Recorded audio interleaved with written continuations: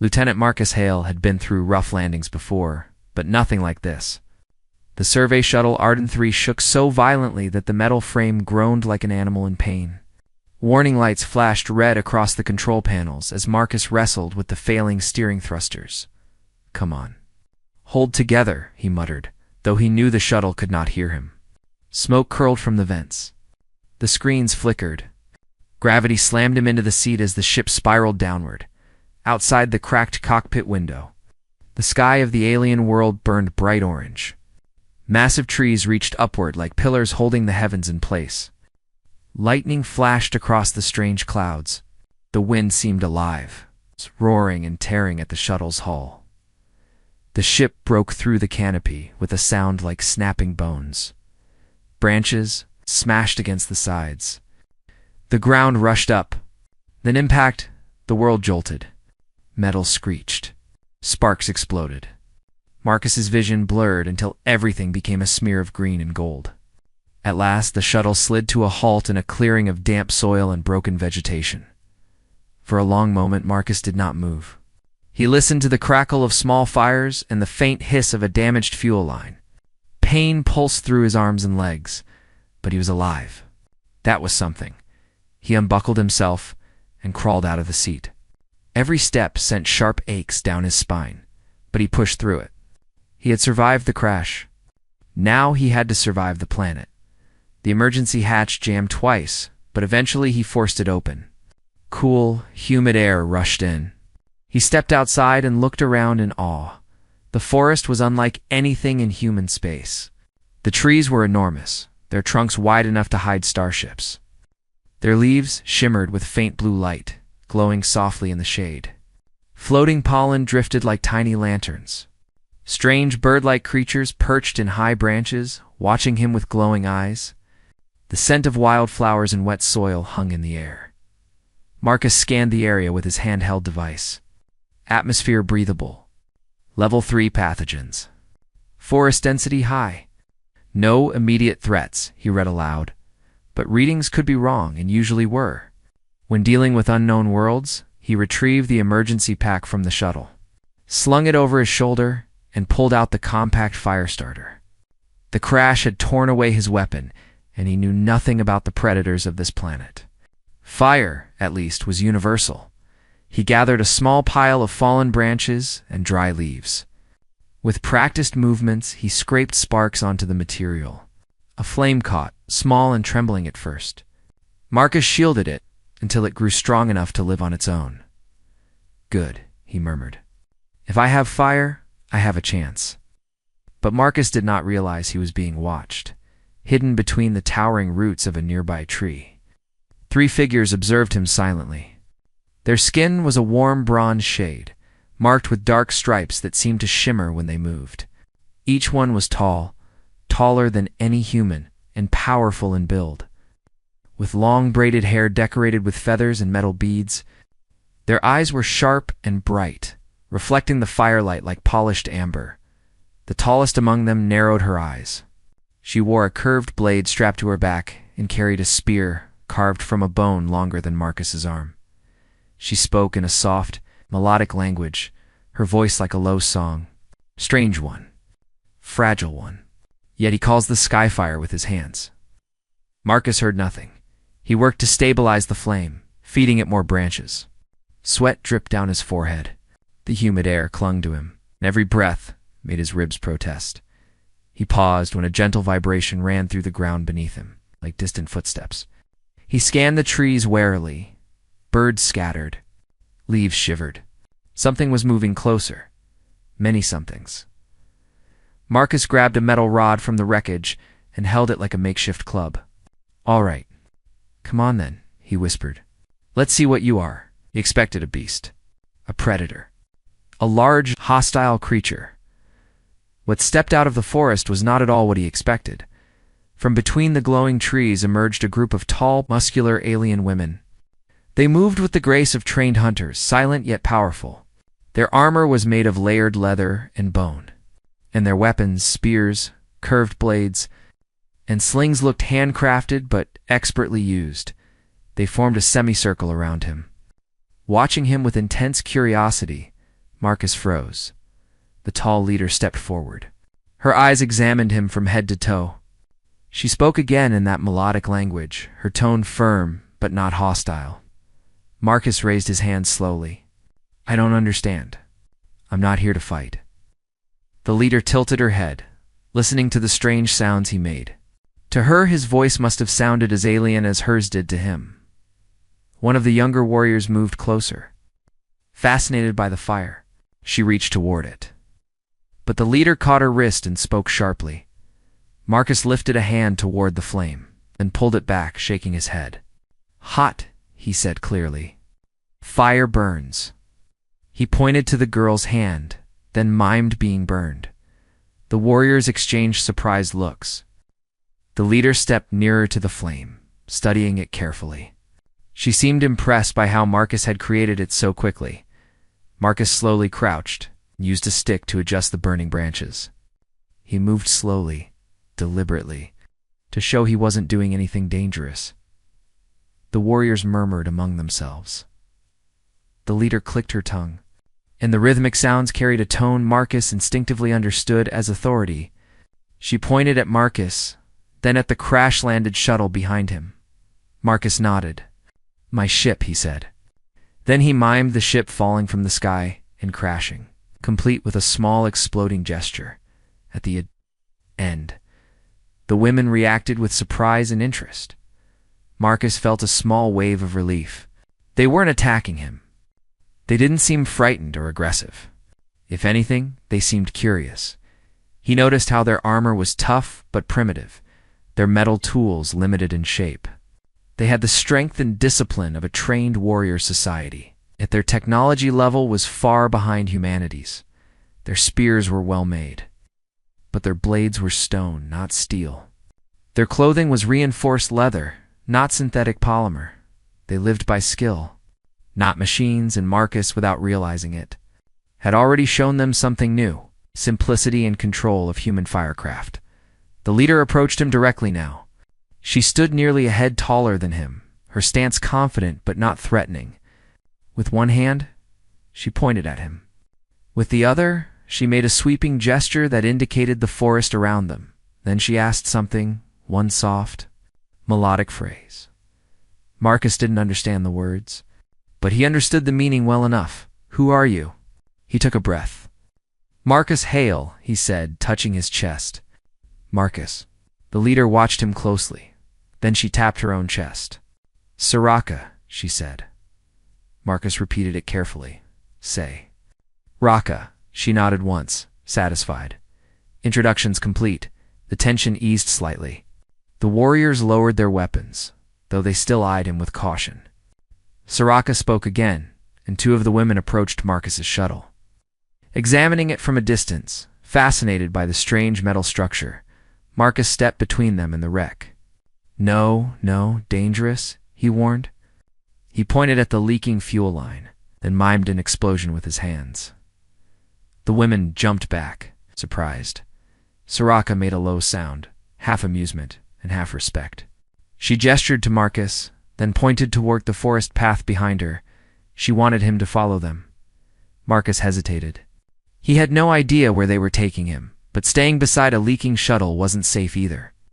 And he was injured, unarmed, and alone. These warriors, this tribe, might be his only chance of survival. He picked up his emergency pack and nodded. All right, I'll come. Soraka gave a short, approving sound. She turned and led the way into the glowing forest. Her tribe moving like shadows among the trees. Marcus followed, glancing back once at the wreck of his shuttle and the small fire still burning beside it.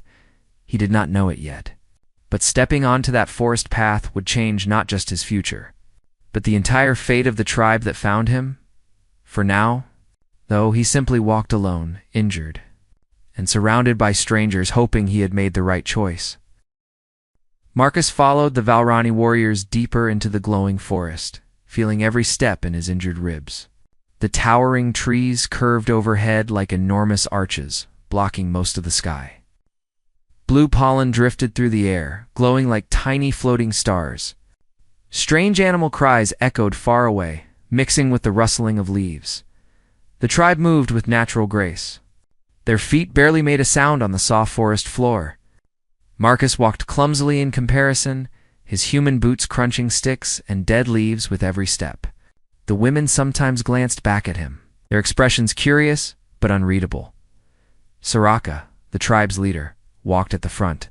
Her long braids swung gently behind her, decorated with small metal beads that clicked together softly as she moved. She carried her spear as if it weighed nothing, though it was nearly as tall as Marcus. After nearly an hour of traveling, they reached a cluster of wide roots, forming a natural wall. Soraka raised her hand, signaling the group to stop. She crouched, pressing her ear to the ground. The other warriors did the same. Marcus froze, uncertain. A faint vibration moved through the soil, slow, heavy, and rhythmic, not like the earlier tremors he had felt. This was deeper, larger. Soraka whispered something to her warriors. They positioned themselves defensively, spears angled outward. Marcus watched, confused and suddenly nervous. Then, from beyond the trees, came a distant roar. Not human, not animal. Something primal and powerful. Marcus felt his heart jump. "What is that?" The Valrani did not answer. Instead, they motioned for silence and continued moving, speeding up their pace. Marcus forced his legs to keep up, breathing hard. Soon, they reached a steep hill, covered in thick vines. Soraka pushed aside the foliage, revealing a hidden path that wound upward. They climbed quickly, and Marcus struggled after them, slipping twice, but catching himself each time. At the top of the hill, the forest opened into a plateau overlooking a large valley. And there, in the center of the valley, stood the Valrani village. Marcus stared in amazement. Circular huts, made of wood, bone, and hardened clay, formed a wide settlement. Each structure was decorated with colorful feathers, glowing plants, and chiseled stone patterns. Tall watchtowers made from hollowed tree trunks surrounded the village. Smoke rose from several cooking fires. Children played near the center, and warriors patrolled along the perimeter. The entire village seemed alive. Woven seamlessly into the natural forest, Soraka spoke a command, and the group descended toward the entrance. 2 guards stood at the gate, their armor a bit heavier than the others. They stiffened when they saw Marcus, but relaxed when Soraka gave a short, authoritative nod. The villagers paused their activities as Marcus entered. Dozens of eyes watched him, some curious, some wary, some amazed. Mothers gathered their children close. Young warriors inspected him with interest, whispering to one another. Marcus tried to stand straight despite his pain. He realized he was probably the first human they had ever seen. The thought made the moment both terrifying and strangely important. Soraka led him to a large structure near the center of the village. Its entrance was decorated with hanging bones carved with symbols. Inside, a fire pit glowed softly, casting warm light across the circular room. 2 older women sat near the fire. Their hair was gray, braided with beads of stone instead of metal. They wore layered robes rather than armor. Their eyes were sharp and observant. Soraka bowed her head slightly and spoke in her melodic language, explaining what had happened, the crash, the fire, Marcus's strange skills. The elders listened carefully. Marcus watched their expressions, trying to guess their thoughts. He stood still, hands lowered, making sure he appeared non-threatening. One of the elders rose and approached him. She studied his face, his clothes, his posture. Then she gently touched his shoulder, as if checking whether he was real. Marcus offered a small smile. "Hello," he said quietly. The elder repeated the sound awkwardly. "Hello." Marcus nodded encouragingly. "Yes, hello." Soraka and the other elder exchanged surprised glances. The elder touched her chest. "Lamara," she said. "Lamara," Marcus repeated politely. The elder's expression softened. With introductions done, Soraka motioned for Marcus to follow her again. She brought him to a small hut near the village edge. It looked freshly cleaned, with soft woven mats covering the floor. She pointed inside. "Marcus," she said, then tapped the hut. He understood a place for him to rest. "Thank you," he said sincerely. I appreciate it. Soraka didn't understand the words, but she recognized the tone. She gave a small nod, then turned to leave. Before she walked away, Marcus touched his own chest gently and winced. Soraka paused, understanding the meaning. She gestured for him to sit. Then she called out to a young woman nearby. The young warrior ran off and returned a minute later with a bowl of a thick, greenish salve. Soraka dipped her fingers in the ointment and pointed at Marcus's ribs. Marcus hesitated. It's all right. I can do it. But Soraka shook her head firmly. She carefully lifted the edge of his shirt, revealing bruises spreading across his side. Her expression grew serious. She applied the salve gently. Her movements surprisingly soft for someone so strong. The ointment felt cool at first, then warm. The pain dulled almost instantly. Marcus sighed with relief. That helps. Thank you. Soraka glanced into his eyes for a moment. Then she nodded once and stepped back. The young warrior who had brought the salve spoke to Soraka, pointing excitedly at the metal fire starter hanging from Marcus's belt. Soraka nodded, then looked at Marcus, pointing to the object with clear curiosity.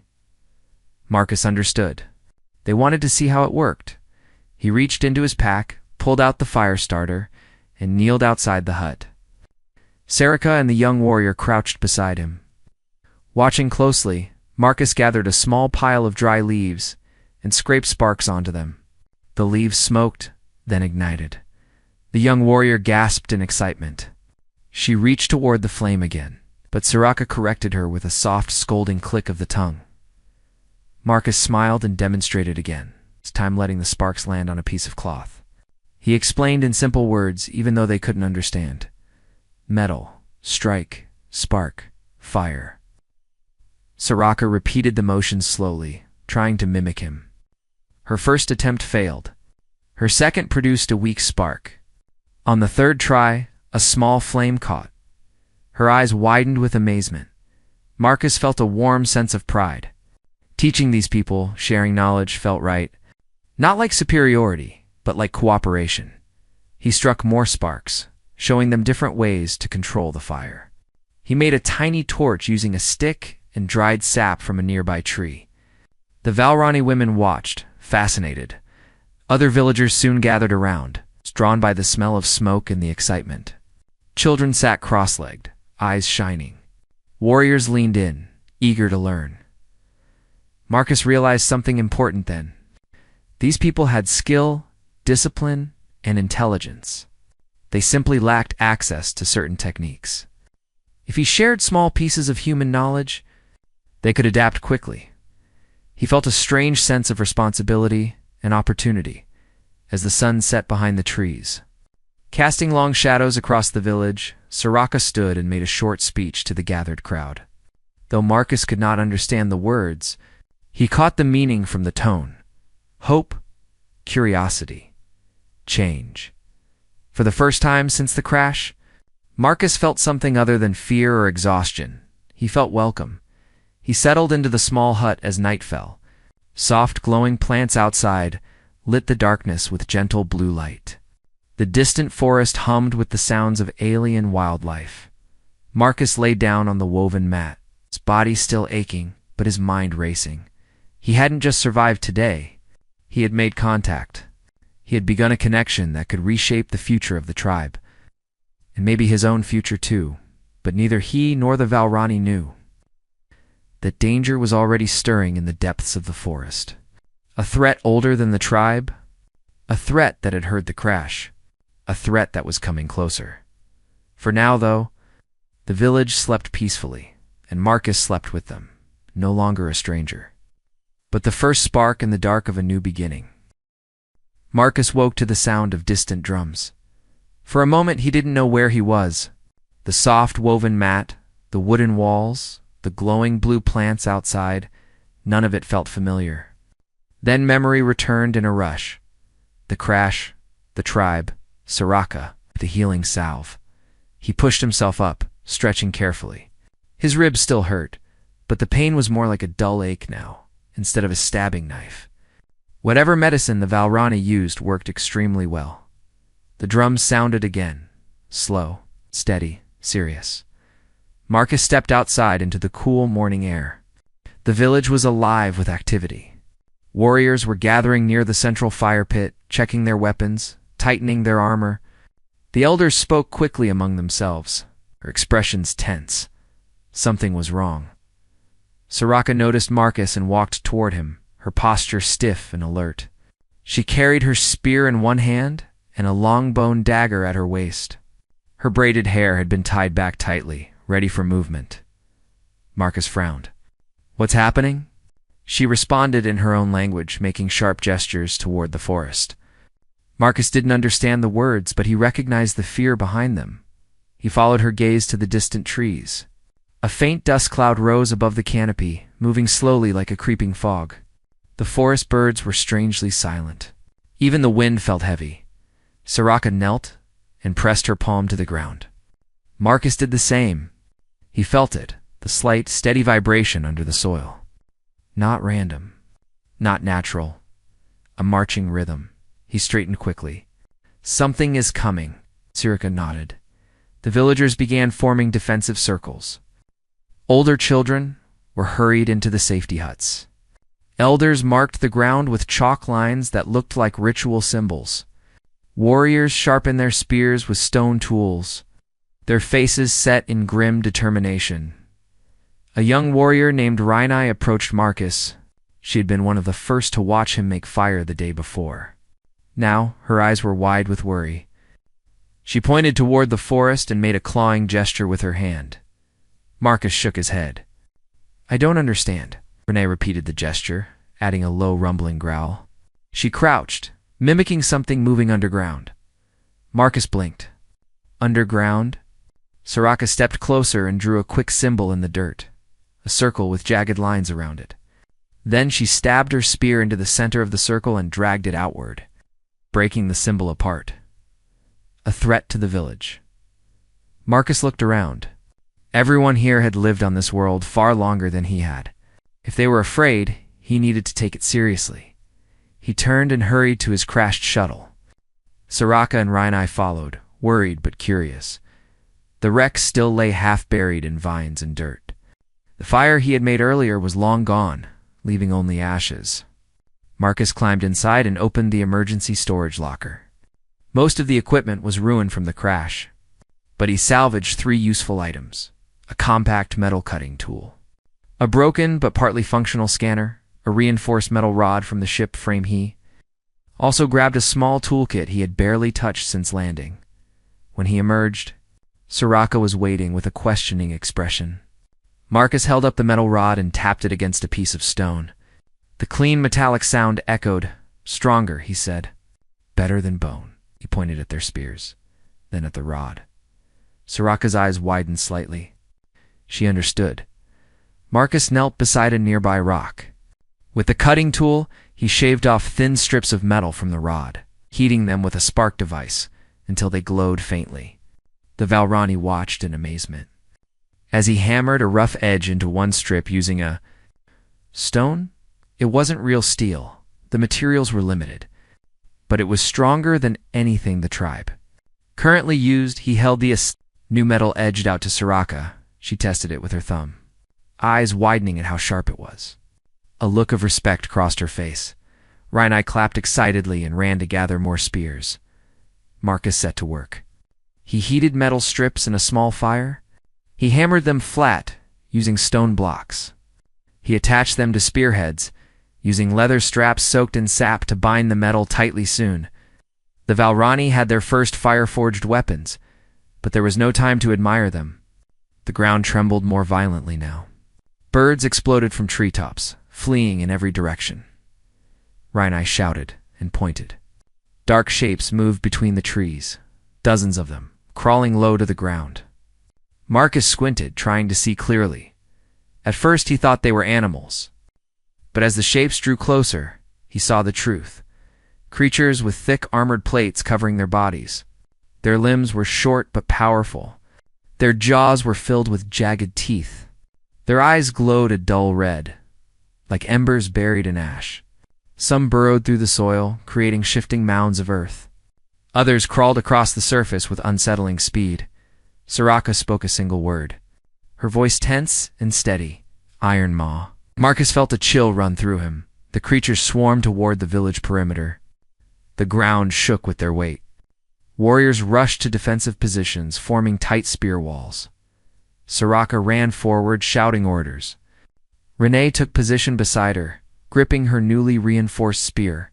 Marcus swallowed hard. He had no armor. He had only a metal rod and a handful of tools. But he couldn't hide. These people had taken him in, healed him, welcomed him. He would not let them fight alone. He joined Soraka at the front, just as the first Iron Maw creature lunged from beneath the soil. It exploded upward in a spray of dirt, jaws snapping. Marcus barely dodged aside. Soraka thrust her spear down, the new metal tip piercing the creature's armored hide. It shrieked, a high, terrible sound, then collapsed. More burst from the ground. Rhinai stabbed one in the face, driving it back.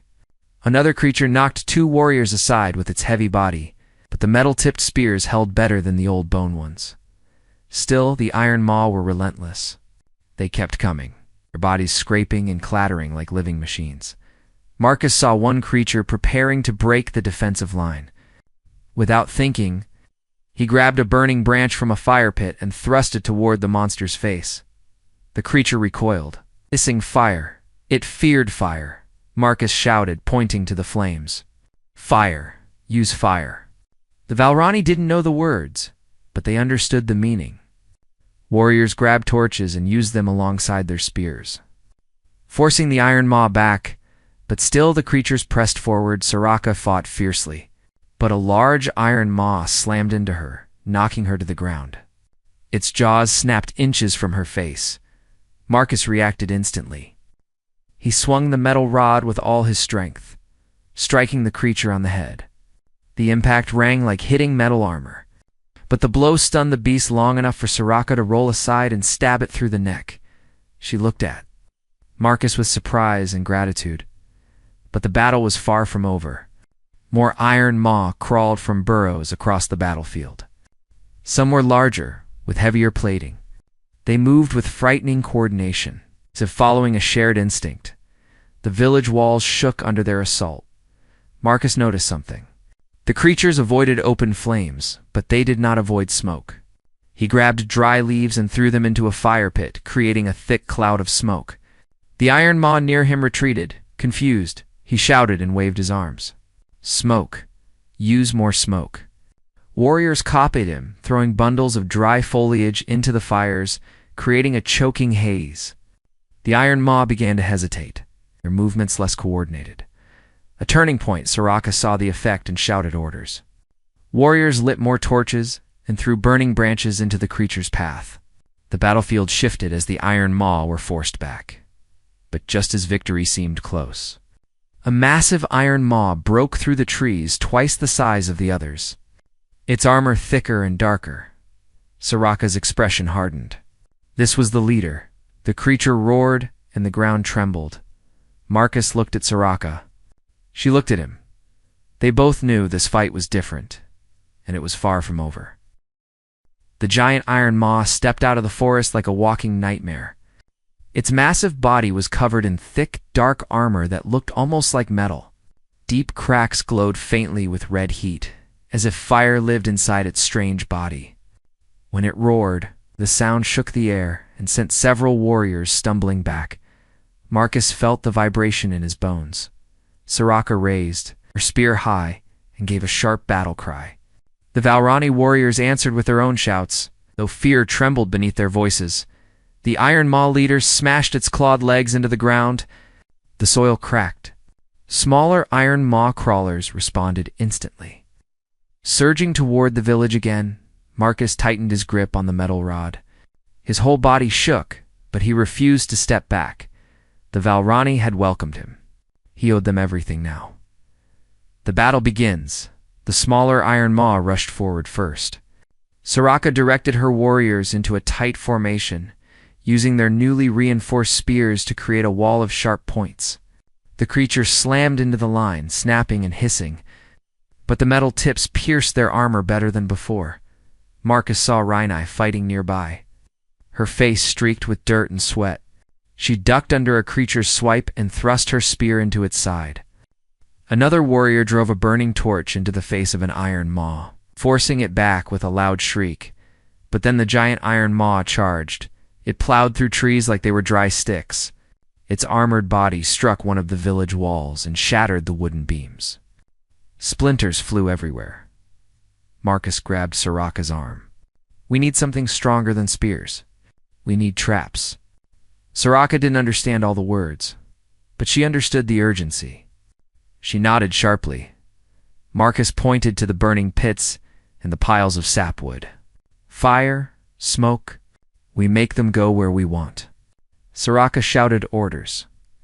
Warriors ran to gather more wood, while others prepared torches. Marcus directed them to place burning branches along a curved line, forming a semicircle. The thick smoke drifted low across the battlefield. Smaller iron maw crawled into it, confused and stumbling, but the giant iron maw did not stop.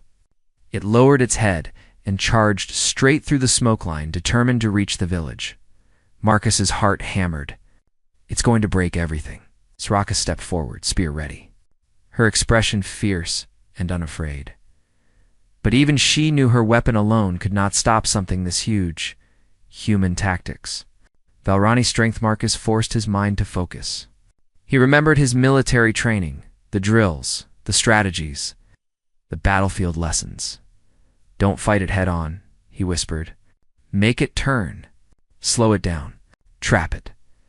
He ran toward a fallen tree trunk, one that had snapped during the crash days before. It was thick, heavy, and half-burned, but still strong enough to be useful.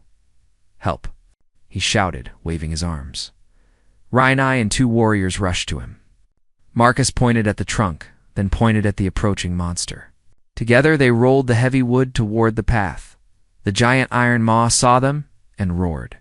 It charged again. "Move." Marcus yelled. The warriors leaped aside as the creature smashed into the trunk. The heavy wood slowed it for a moment, just enough for Marcus to shout a new command. "Push the fire pits. Block its path." Valrani warriors grabbed long branches and rolled burning fireballs toward the monster. Flames licked at the ground. The Iron Maw leader hesitated, its glowing eyes narrowing. It hated the fire.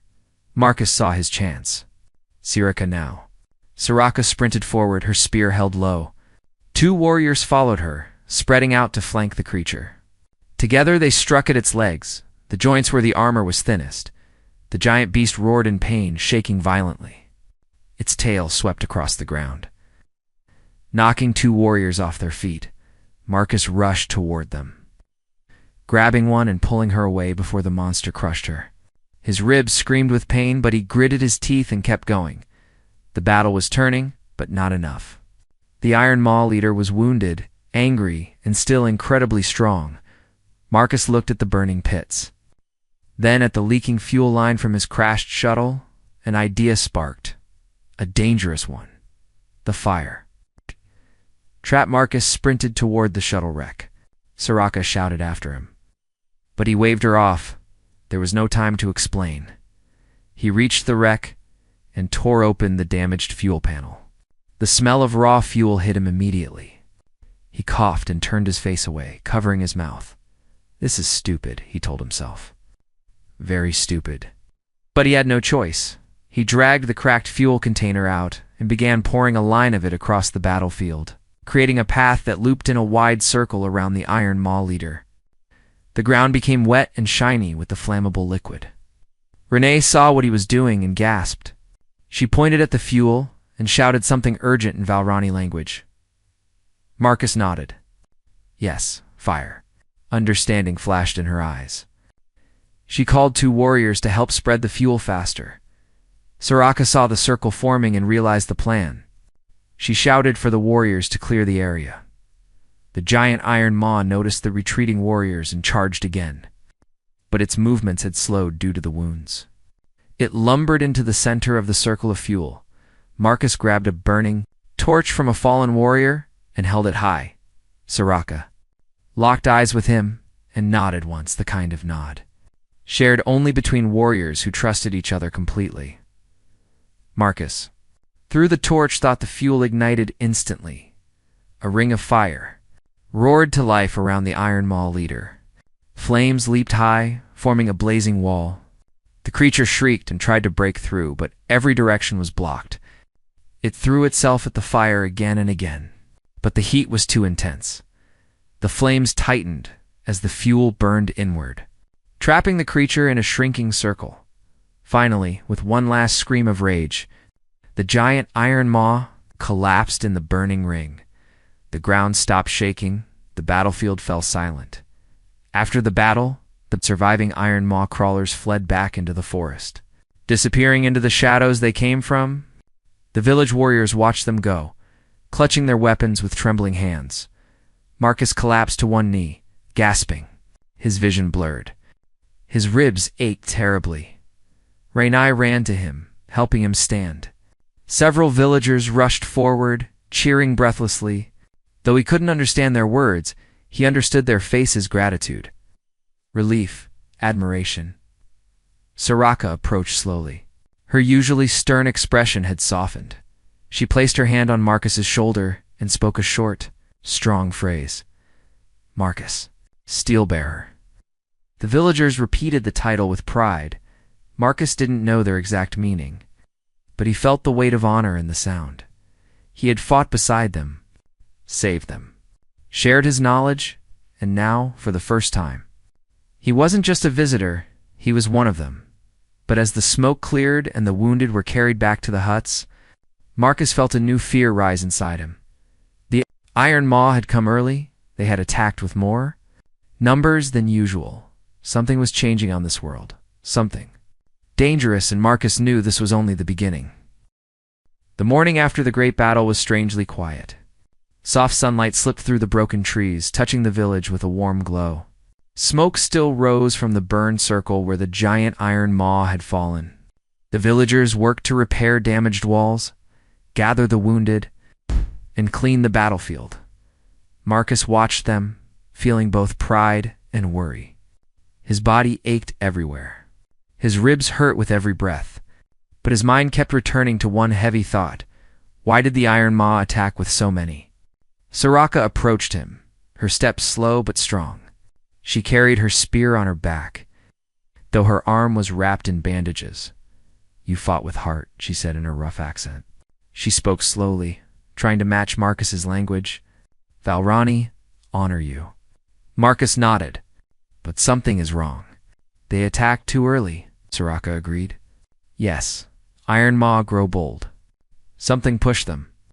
Marcus looked toward the distant mountains, dark and quiet. He felt trouble hiding there, like a storm waiting to break.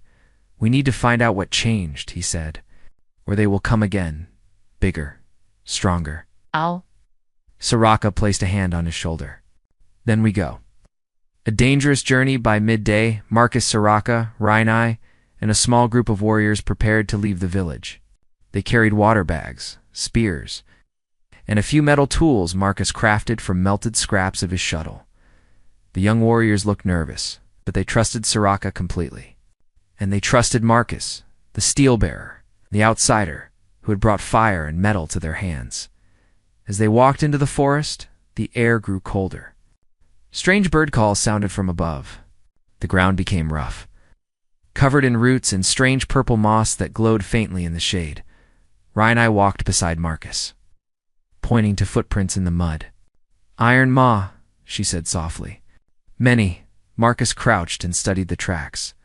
They're moving toward the mountains. Soraka frowned. Their nest? Marcus shook his head. Not this many. Something else.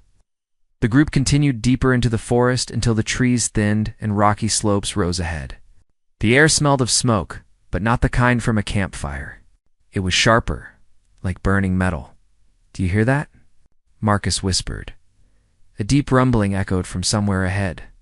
The warriors lowered their spears, their eyes wide. They followed the sound carefully, moving between stones and tall grasses, until they reached a cliff overlooking a wide valley. What they saw made Marcus freeze. The Iron Maw's secret below them. The valley churned with movement. Hundreds of iron maw crawlers scuttled across the ground. But the creatures weren't attacking or hunting. They were building. Metal fragments, strange glowing stones, and pieces of something that looked like ship wreckage were piled in the center of the valley. At the heart of it all stood a massive, half-buried machine. Its dark surface pulsed with red light. Marcus felt his stomach drop. This wasn't made by nature. Soraka narrowed her eyes. What is it? A crashed machine, Marcus whispered. Not from my ship, but from somewhere else. One of the iron maw crawlers carried part of the machine toward a smaller group, where a larger iron maw, even bigger than the one they fought, placed the piece into a glowing socket. The machine responded with a loud hum, and energy shot through the valley floor. Rhinai stepped back in fear. They grow stronger. Marcus breathed slowly. His mind raced. This machine, it's changing them. Soraka glared at the valley. Then we break it. Marcus stared at her. There are too many. We need a plan. Plan? Soraka crossed her arms. You have many plans. Marcus almost smiled. This one will need all of us. The plan of fire and metal. Marcus studied the valley for a long time. Then he pointed to a series of old stone ridges above the iron maw nest. If we break those rocks, they'll fall down and crush the machine. Soraka nodded. Good plan. Rhinai frowned. Iron Mawguard Valley. They see us. Marcus touched the metal rod at his belt. I'll distract them. No, Soraka said immediately. You are needed. You bring steel. You bring fire. We protect you. Marcus shook his head. This is my idea. I'm the only one who knows how to draw their attention without getting caught. Rhinai looked worried. Marcus. He smiled softly. Trust me. The warriors prepared for ours, gathering vines, placing stones, and sharpening spears. Marcus showed them how to position fire traps, simple devices made from SAP wood, flint stones, and metal scraps. Soraka studied each trap, memorizing the steps. As night fell, the valley glowed with the iron maw's strange red light. The machine pulsed stronger now. The creatures moved around it like insects chasing heat. It was time. Into the valley Marcus crept down the cliff, staying low. He placed fire traps around the valley edges, lighting only the faintest spark inside each one. He didn't dare light them fully yet, at the bottom. He stepped out into the open. The nearest iron maw turned toward him. Its glowing eyes widened. It hissed loudly, calling to the others. Marcus raised his metal rod and banged it against a rock. The sharp clang echoed across the valley. Come on, he whispered. Come get me. The creatures rushed toward him. Marcus turned and ran. He sprinted across the valley floor, dodging between rocks and roots. The iron maw followed in a huge wave of claws and armor. Marcus's heart pounded painfully in his chest. But he kept going. As he reached the cliff wall, he shouted a single word. Now. The fall of the machine high above, Soraka and the warriors slammed their spears into the first ridge. The rocks groaned, cracked, and then collapsed with a thunderous roar. Boulders tumbled down. Marcus dove behind a fallen tree, just as the first wave of rocks smashed into the valley floor. Iron maw screamed and scattered, crushed or buried under the avalanche, but the machine remained untouched. Again, Soraka roared. The warriors struck the second ridge. More stones fell, landing closer to the machine, but still not enough. Marcus pulled himself up, coughing. His side burned with pain. Not enough, he whispered. He looked at the fire traps, then at the leaking energy lines running from the machine. A dangerous idea formed in his mind. He ran to the nearest fire trap and kicked it hard. It burst into flames. The fire spread along the sapwood line, racing toward the energy cable. Marcus. What you do? Soraka shouted from above. Ending this. The fire touched the cable. A violent burst of red energy exploded outward, shaking the ground. The machine crackled and sparked wildly. The large iron maw leader roared in rage and charged Marcus. Marcus grabbed his metal rod and swung with everything he had. Sparks flew. The creature barely slowed. Just as it reached him, the final ridge broke. A massive wall of stone crashed down, smashing into the machine and burying the Iron Maw leader beneath. Tons of rock, the machine screamed like a dying beast. Then the valley fell silent. A new dawn, when the dust settled. Soraka and the warriors rushed down to Marcus. Rhinai reached him first, tears in her eyes. "You live," she said, touching his shoulder. Marcus gave a weak smile. "Barely." Soraka looked at the broken valley, the crushed machine, and the fallen Iron Maw. "It is done.